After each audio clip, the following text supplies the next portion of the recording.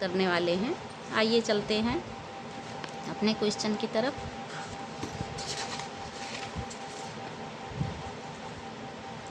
ये पहला चैप्टर है भोजन एवं पोषण। भोजन एवं पोषण पहला चैप्टर है।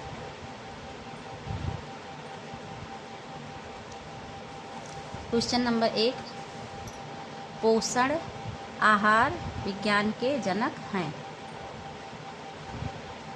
ए लेवाइजर, बी पेटेनकोफर, सी अटवाटर, डी पोइट। इसका सही आंसर ये वाला हो जाएगा, लेवाइजर। ये इसकी कुछ परिभाषा दी गई है, आप देख सकते हैं।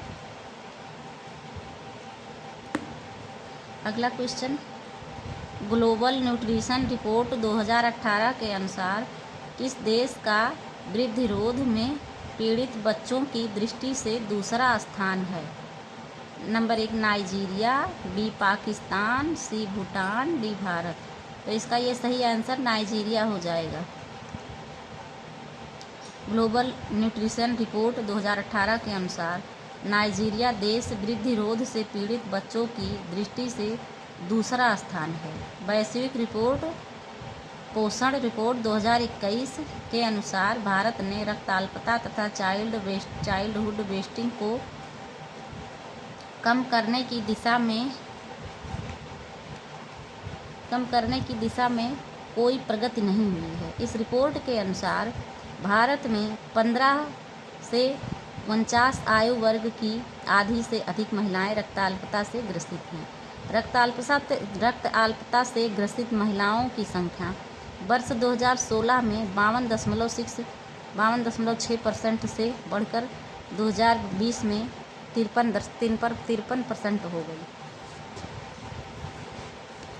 आगे चलेंगे नेक्स्ट क्वेश्चन। क्वेश्चन नंबर 3, कौन सा भोजन का संयोजन अच्छी गुणवत्ता का प्रोटीन उपलब्ध कराता है? ए कच्ची मछली और मांस का टिक्का, बी अंडे, सी दालें, डी उपरोक्त सभी। तो इसमें ये सी वाला, ये दालें और भूरा चना, ये इस क्वेश्चन का सही आंसर हो जाएगा।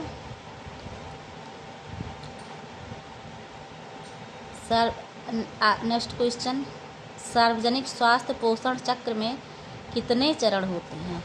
ए 5, बी 6, सी 7, डी 8। तो इसमें ये सारे ऑप्शन गलत हैं, इसमें 4 होता है। सार्वजनिक स्वास्थ्य पोषण चक्र में 4 चरण होते हैं, तो ये गलत है। ये आगे लिखा हुआ है, आप देख लीजिए। सार्वजनिक स्वास्थ्य पोषण चक्र में 4 चरण होते हैं। सार्वजनिक स्वास्थ्य चक्र में महामारी विज्ञान के चरणों का वर्णन है कि महामारी विज्ञान के विशेषज्ञ एजेंडा सेटिंग, कार्यक्रम विकास, कार्यान्वयन और मूल्यांकन सार्वजनिक स्वास्थ्य चक्र के 4 चरणों में योगदान करते हैं।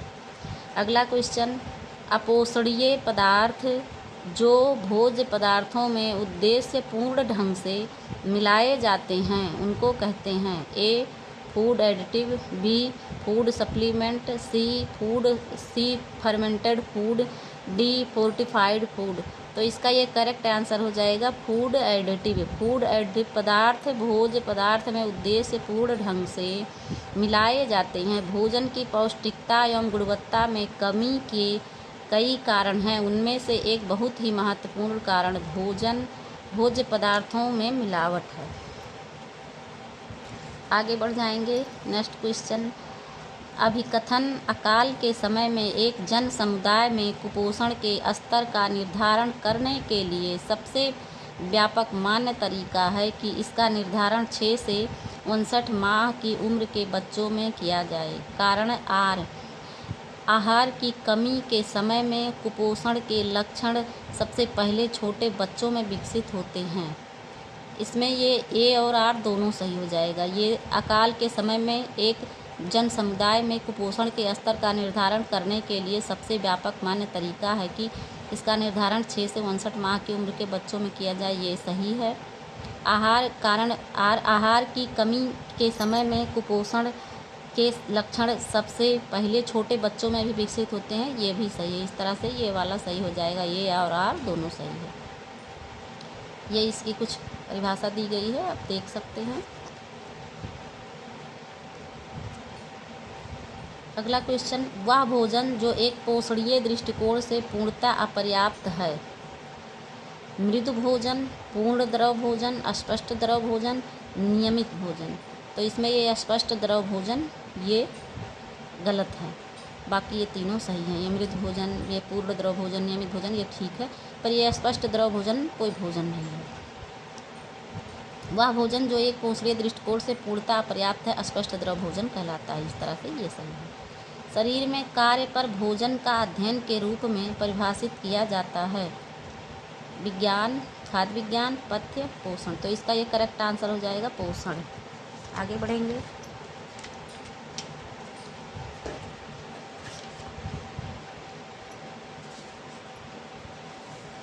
अगला क्वेश्चन है, राष्ट्रीय पोषण कार्यक्रम की निगरानी और मूल्यांकन प्रक्रिया को सही क्रम में लगाएं। ए, एक विश्लेषण के लिए संरचना का विकास करना। 2, मूल्यांकन और निगरानी की प्रक्रिया के लिए मूल्य सूचकों का निर्धारण करना। 3, उपलब्धियों और परिणाम के बारे में लिखना। 4, नमूने प्रवृत्ति और संभावित व्याख्या की पहचान करना। सूचकों के बारे में जानकारी एकत्रित करना। तो इसमें ये डी वाला सही हो जाएगा। पहले ये दूसरा वाला मूल्यांकन और निगरानी की प्रक्रिया के लिए मूल्य सूचकों का निर्धारण करना। फिर ये 5वां वाला हो जाएगा, सूचकों के बारे में जानकारी एकत्रित करना। फिर ये पहला वाला हो जाएगा, विश्लेषण के लिए संरचना का विकास करना। फिर ये चौथा वाला हो जाएगा, नमूने प्रवृत्ति और संभावित व्याख्या की पहचान करना। फिर ये तीसरा वाला हो जाएगा, उपलब्धियों और परिणाम के बारे में लिखना। इस तरह से ये डी वाला सही हो जाएगा। आगे इसकी परिभाषा दी हुई है, आप देख सकते हैं। अगला क्वेश्चन है, पोषक तत्वों का अधिकांश अवशोषण होता है। ए, मुंह में, बी, आमाशय में, सी, छोटी आंत में, डी, बड़ी आंत। तो इसमें ये छोटी आंत सही हो जाएगा। ये सी वाला ऑप्शन छोटी आंत में। पोषक तत्वों का अधिकांश अवशोषण छोटी आंत में होता है। आगे बढ़ेंगे। बच्चों के शारीरिक विकास में सबसे महत्वपूर्ण कारक है निद्रा, पोषण, व्यायाम, स्वच्छता। तो इसका ये सही आंसर ये पोषण हो जाएगा। बच्चों के शारीरिक विकास में सबसे महत्वपूर्ण कारण पोषण है।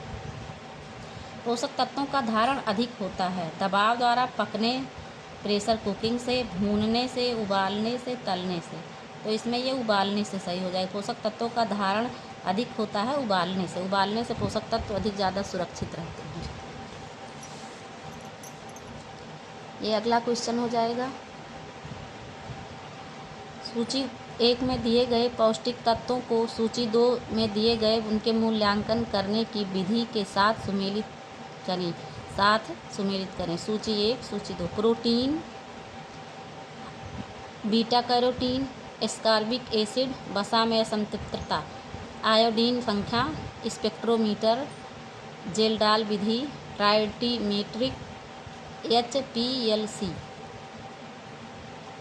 Protein HPLC, beta carotene, titrimetric, ascorbic acid, spectrophotometer, वसा में असंतृप्तता, आयोडीन की संख्या। इस तरह से ये सी वाला सही हो जाएगा। नीचे ये परिभाषा है, आप देख सकते हैं।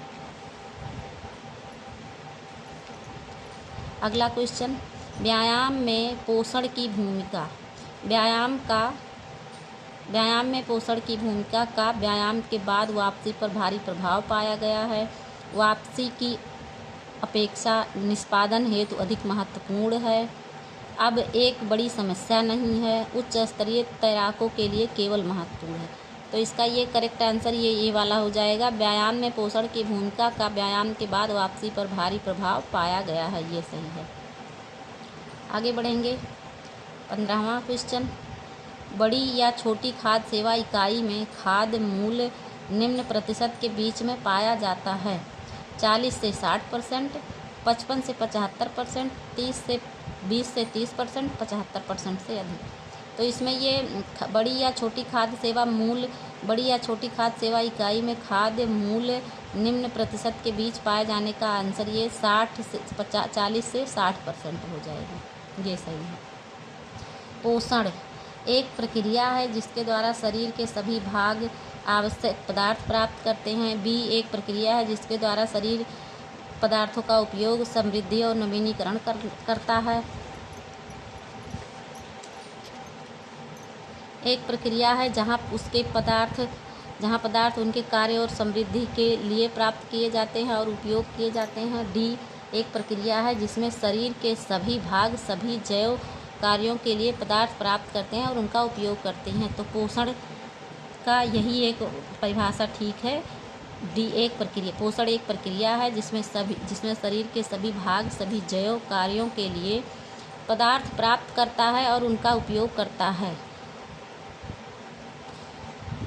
ये उसकी कुछ परिभाषा है। पोषण एक ऐसी प्रक्रिया है, पोषण एक ऐसी प्रक्रियाओं का संयोजन है जिनके द्वारा जीवित प्राणी अपनी क्रियाशीलता को बनाए रखने के लिए तथा अंगों की वृद्धि एवं पुनर्निर्माण हेतु आवश्यक तत्वों को प्राप्त करता है तथा शरीर में उनका उपयोग करता है। यह मानव विज्ञान की प्राथमिक आवश्यकता है। धन्यवाद। आज के लिए बस इतना ही, बाकी फिर मिलेंगे।